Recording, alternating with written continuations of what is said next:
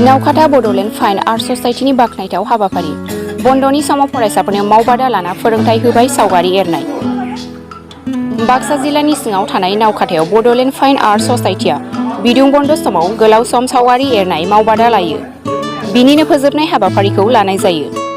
नावखाथा Bodoland fine art ससाइटिनि गोरायुं Khagen बर'नि दैदेननायाव बाक्सा जिल्लानि 2 जुनाव उन्दै खुदिया फरायसाफोरनि सावगारि एरनाय मावबादा लाना फोरोंथाय होना बाख्नायथाव खामानि मावनायखौ नुनो मोननाय जायो।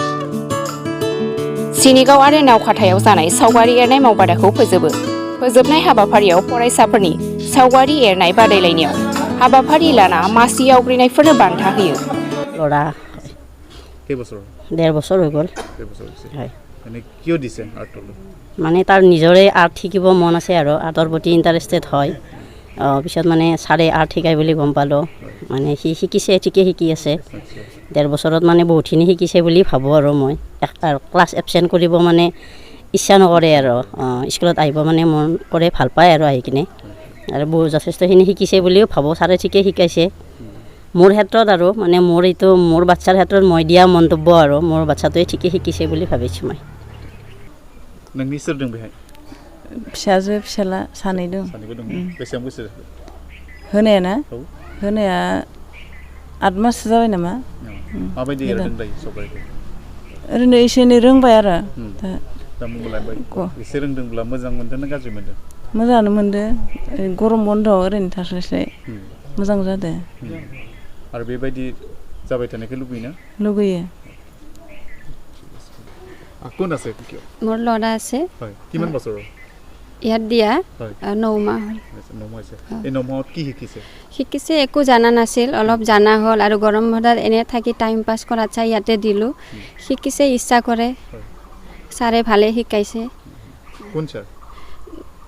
আছে ছাৰ বহুত কেইজন, খগেন ছাৰ আছে, মুকুট ছাৰ আছে, মিনা মিছ আছে, চবে ভালকৈ শিকাইছে। नैबे मोनाबिलिनि समाव गासैखौबो आं बरायनाय थाबाय।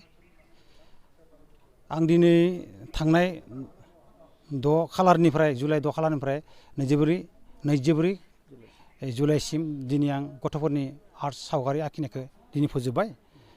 दिनै बेयाव गथ'फोरा जि बे 19 दिन लादों, बे 19 दिनाव गथ'फोरा जि रोंदों रोङाखै बेखौ रावबो मिथिला। हानायमानि रोंनायखौनो जों फोरोंदोंमोन, माने रोंदों बहुद। दिनै फैयै आङो नैबे 24 तारिखआव गासैखौबो आङो गासै सेन्टारावबो दिनै फुंनि टाइमावनो आङो दिनै बेटागाव आरो सिनिगाव जमा खालामनानै फोजोबबोबाय। बेयावबो माने गथ'फोरखौ मोजां सावगारि आखि बादायलाय होनानै प्राइज बायदिसिना होनानै राननानै फोजोबनाय जाबाय।